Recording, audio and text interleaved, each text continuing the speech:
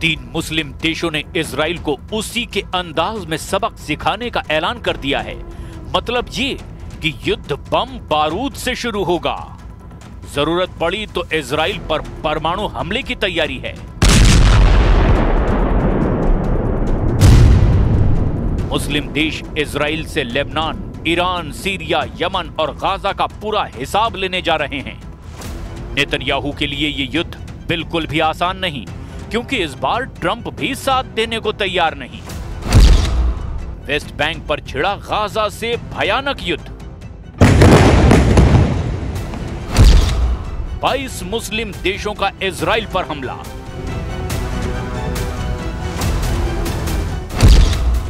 Trump के बीबी को कुचल डालेगा तुर्की। इजराइल बोला सीज फायर नहीं, बंकर फायर।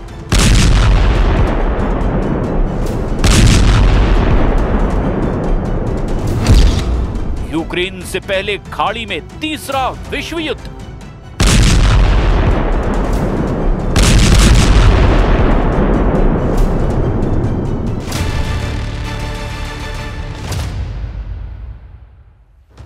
वेस्ट बैंक पर नेतन्याहू की टेढ़ी नजर ने महायुद्ध भड़का दिया है।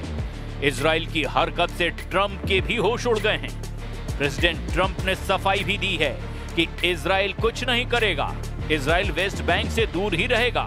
लेकिन ट्रंप की सफाई अरब देशों को हजम नहीं हो रही है। अरब वर्ल्ड इजराइल को जला डालने के लिए उतावला हो रहा है। खाड़ी का नया बारूदी बखेड़ा महायुद्ध की शक्ल अख्तियार कर चुका है, जिसमें इजराइल फिलहाल अकेला दिखाई दे रहा है, जिसके खिलाफ खाड़ी के 3 सबसे ताकतवर देशों ने जंग का ऐलान कर दिया है। सऊदी अरब ने धमकी दी कि अगर इजराइल ने वेस्ट बैंक की तरफ देखा भी तो उसे धरती से मिटा दिया जाएगा। कतर ने ऐलान किया कि अगर नेतन्याहू ने वेस्ट बैंक पर कब्जा किया तो इजराइल को कोई नहीं बचा पाएगा। संयुक्त अरब अमीरात ने वार्निंग दी कि वेस्ट बैंक पर इजराइल के कब्जे की कोशिश महाविनाश की वजह बन सकती है। نؤكد هنا إدانتنا لجميع الانتهاكات والممارسات الإسرائيلية في فلسطين، ولا سيما تحويل قطاع غزة إلى منطقة غير صالحة للحياة البشرية، ومواصلة خرق وقف إطلاق النار، وتوسيع الاستيطان في الضفة الغربية، ومساعي تهويد الحرم القدسي الشريف، مؤكدين أيضا على أن قطاع غزة جزءا لا يتجزأ من الأراضي الفلسطينية من الدولة الفلسطينية। मुस्लिम देशों की युद्ध की धमकी से सुपर पावर अमेरिका भी एक्शन में आ गया है। इजराइल में ट्रंप दनादन अपने दूत भेज रहे हैं। किसने नेतन्याहू से हाई प्रोफाइल मीटिंग की है? मीटिंग का मकसद क्या है? क्यों ट्रंप ने पूरा फोकस इजराइल फ्रंट पर लगा दिया है? ये सारी बातें जानने उससे पहले वेस्ट बैंक पर उनका प्रॉमिस भी सुन लीजिए। ट्रंप ने दावा किया कि वो वेस्ट बैंक में नेतन्याहू को कुछ भी नहीं करने देंगे। The West Bank is, don't worry about the West Bank. Israel's not going to do anything with the West Bank, okay? Don't worry about it. Is that your question? They're not going to do anything with the West Bank. Don't worry about it. Israel's doing very well. They're not going to do anything with it. Trump ने मुस्लिम देशों को पक्का promise किया, मगर उनके भरोसेमंद देश कहे जाने वाले ही यकीन करने को तैयार नहीं, खासकर सऊदी अरब, जिसका इजराइल के फाइनेंस मिनिस्टर ने मजाक उड़ाया। सऊदी अरब के प्रिंस मोहम्मद बिन सलमान को बेजलेल स्मोट्रिच की कही बातें चुप गई हैं। אם סעודיה אומרת לנו נורמליזציה בתמורה למדינה פלסטינית, חברים, לא תודה, תמשיכו לרכב על גמלים על החול במדבר בסעודיה, אנחנו נמשיך להתפתח באמת עם כלכלה וחברה ומדינה ואת כל הדברים הגדולים והנהדרים שאנחנו יודעים לעשות. अरब देश इजराइल की संसद में पेश हुए विधायक से भड़के हुए हैं। इजरायली संसद ने एक दिन पहले 2 बिल पास की जो वेस्ट बैंक पर इजरायली कानून लागू करने का रास्ता साफ करते हैं। पहला बिल पूरे वेस्ट बैंक पर संप्रभुता थोपने का है, जबकि दूसरा पूर्वी जेरूसलम के पास माले अदुमिम सेटलमेंट को कवर करता है। The West Bank is not going to be annexed by Israel. The policy of the Trump administration is that the West Bank will not be annexed by Israel. That will continue to be our policy. And if people want to take symbolic votes, they can do that. But we certainly weren't happy about it. जैसे ही Knesset में bill pass हुए, मुस्लिम world भड़क गया। अरब league और OIC ने भी साझा बयान जारी करते हुए इजराइल पर हमला बोल दिया। उधर इजराइल दौरे पर पहुंचे अमेरिकी विदेश मंत्री मार्क रूबियो के सामने पीएम नेतन्याहू ने सुरक्षा चुनौतियों पर फिर से चिंता जाहिर कर दी। Today, this is a circle of trust and partnership. You've been an extraordinary friend of Israel, and now we face days of destiny. We want to advance peace. We still have security challenges, but I think that we can work together, and by working together, both address the challenges and seize the opportunities. And there are plenty of both. PM Netanyahu के साथ meeting के बाद mark Rubio ने Hamas को हथियार छोड़ने की चेतावनी एक बार फिर दोहरा दी है। इजराइल के प्रधानमंत्री हमास के बंधकों के शवों को सौंपने की मांग भी कई बार कर चुके हैं। इसमें हमास की तरफ से हो रही देरी को वजह बता करके इजराइल वेस्ट बैंक मिशन में जुट गया है। वेस्ट बैंक की अहमियत क्या है, जरा इसे भी जान लीजिए। वेस्ट बैंक में करीब 30 लाख लोग रहते हैं, जिनमें 86% फलस्तीनी और 14% इजराइल बस्तियों के लोग हैं। वे अपने अपने समुदाय में रहते हैं और उन्हें एक दूसरे से कोई मतलब नहीं रहता। इनमें ज्यादातर इजरायली बस्तियां 70, 80 और 90 के दशक में बसाई गई, लेकिन पिछले कुछ सालों में वेस्ट बैंक में इजराइल के लोगों की आबादी बढ़ी है। इजराइल वेस्ट बैंक में बनी बस्तियों में बिजली पानी जैसी सुविधाएं देता है। इजराइल की सेना इन बस्तियों की सुरक्षा करती है। वेस्ट बैंक में मोडीन एलिट सबसे बड़ी इजरायली बस्ती है, जिसमें 73,080 लोग रहते हैं।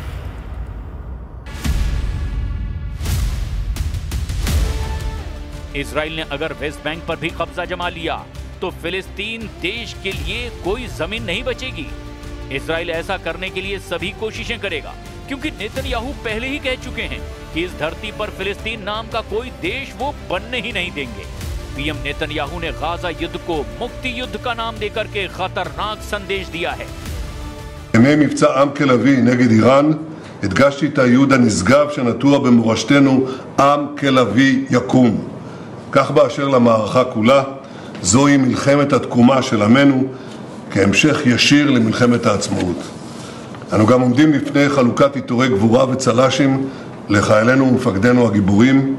כפי שהיה במערכות צבאיות קודמות, עיטורי המערכה הנוכחית יישאו את השם הרשמי.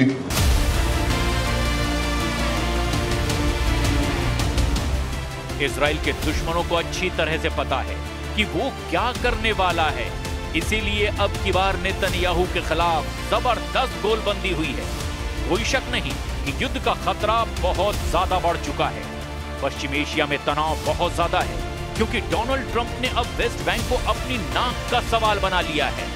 ट्रंप ने नेतन्याहू को क्लियर मैसेज दिया कि वेस्ट बैंक युद्ध में वो इजराइल का साथ नहीं देने वाले। तो फिर इजराइल का क्या होगा?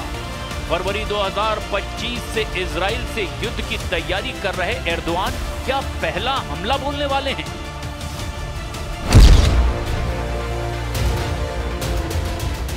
नेतन्याहू के लिए युद्ध का सबसे बड़ा फ्रंट अब खुल गया है, जिसमें इजराइल को 22 देशों की सेनाओं से भिड़ना पड़ सकता है। फिलहाल तो इस युद्ध में बारूदी तड़का तुर्की लगा रहा है। प्रेसिडेंट एर्दोआन हर दिन नए देशों को इजराइल के खिलाफ भड़का रहे हैं। गाजा पर ट्रंप के प्लान का खौफ दिखा करके एर्दोआन खाड़ी देशों में जबरदस्त वॉर प्लान पर आगे बढ़ते जा रहे हैं। एर्दोआन की गाजा पॉलिसी पर ज्यादातर देशों की सहमति भी है। मिस्र और जॉर्डन ने तो इजराइल के खिलाफ होने का ओपन ऐलान कर रखा है। मिस्र के राष्ट्रपति अब्देल फतह अल सीसी ने गाजा मुद्दे पर ही नेतन्याहू के खिलाफ मोर्चा खोला था। और एक बार फिर दुनिया भर से समर्थन लेने के बाद इजराइल पर एक्शन लेने का प्लान अरब अलायंस ने बना लिया है। एर्दोआन के वॉर ट्रायंगल ने नेतन्याहू को फंसाकर युद्ध में हराने का रोड मैप तैयार किया। एर्दोआन इजराइल को 1967 के दौर में ले जाने की धमकी कई बार दोहरा चुके हैं। Bu itibarla 1967 sınırları esas alınarak başkenti Doğu Kudüs olan bağımsız, egemen ve coğrafi bütünlüğü haiz bir Filistin devletinin vücut bulması şarttır. Türkiye ve Malezya bu noktada çabalarını ve Filistin'e desteğini hız kesmeden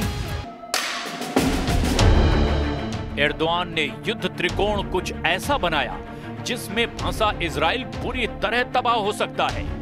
West Bank में Trump का वादा Israel ने जैसे ही तोड़ा, तुर्की Israel पर 3 तरफ से हमला करने का प्लान बना सकता है, जिसमें पश्चिमी छोर से अरब देशों की संयुक्त सेना इजराइल पर टूट पड़ेगी, तो उत्तरी छोर से अंकारा से ऑपरेट होने वाली सेना और कमांडर जुलानी की फौज होगी।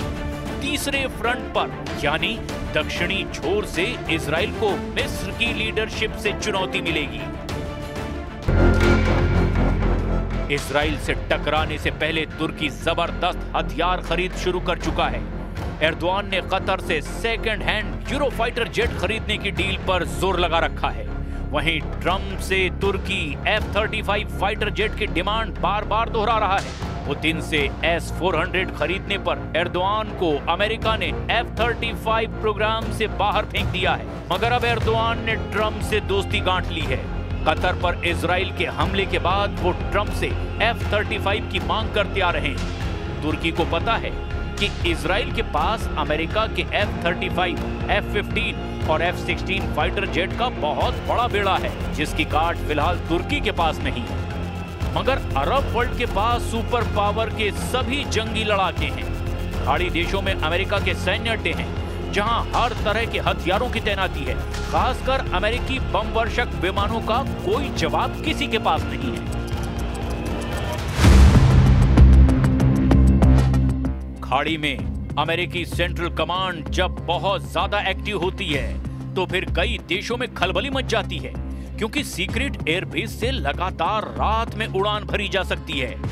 रात में टेक ऑफ करने वाले ये विमान अमेरिका के सबसे खतरनाक लॉन्ग रेंज वाले बम वर्षक होते हैं। अमेरिका की बॉम्बर फ्लीट के सबसे खतरनाक विमान कुछ मिनट के अंदर ही वॉर मोड में आ जाते हैं। B-1 बॉम्बर, B-2 बॉम्बर और B-52 बॉम्बर, परमाणु बम गिराने वाले ये तीनों जहाज सिर्फ ट्रंप के ऑर्डर का इंतजार करते हैं। B-1 बॉम्बर, B-2 बॉम्बर और B-52 तीनों जब उड़ते हैं तो समझ लीजिए दुनिया में कोई ना कोई वॉर जोन एक्टिव हो जाता है। अमेरिका का सबसे पुराना लेकिन सबसे खतरनाक बम वर्षक B-52 जब ये रनवे पर चलता है तो और ज्यादा विध्वंसक नजर आता है। अमेरिका का B-52 32,000 किलो के बम लेकर उड़ता है। ये एक न्यूक्लियर बम वर्षक विमान है।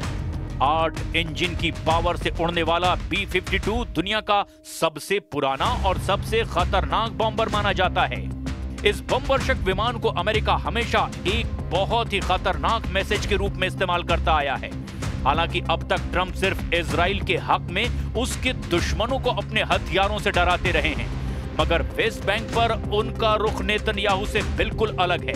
ट्रंप चाहते हैं कि गाजा समझौता किसी भी सूरत में बरकरार रहे, लेकिन इजराइल के इरादे खौफनाक हैं। वेस्ट बैंक में इजराइल डिफेंस फोर्स की एंट्री युद्ध की आग भड़का सकती है, और अगर ऐसा हुआ तो समझ लीजिए कि पश्चिम एशिया से शुरू होगा ऐसा बड़ा युद्ध जो यूक्रेन की जंग से भी खतरनाक होगा, जिसे रोकना ना ट्रंप के बस की बात होगी, ना खामनेई और ना ही एर्दोआन की। एक नया वॉर जोन वेस्ट बैंक से निकलकर इजराइल में बन जाएगा, और फिर वर्ल्ड वॉर का खतरा भी मंडराने लगेगा, जिसमें एटम बमों का धमाका भी हो सकता है।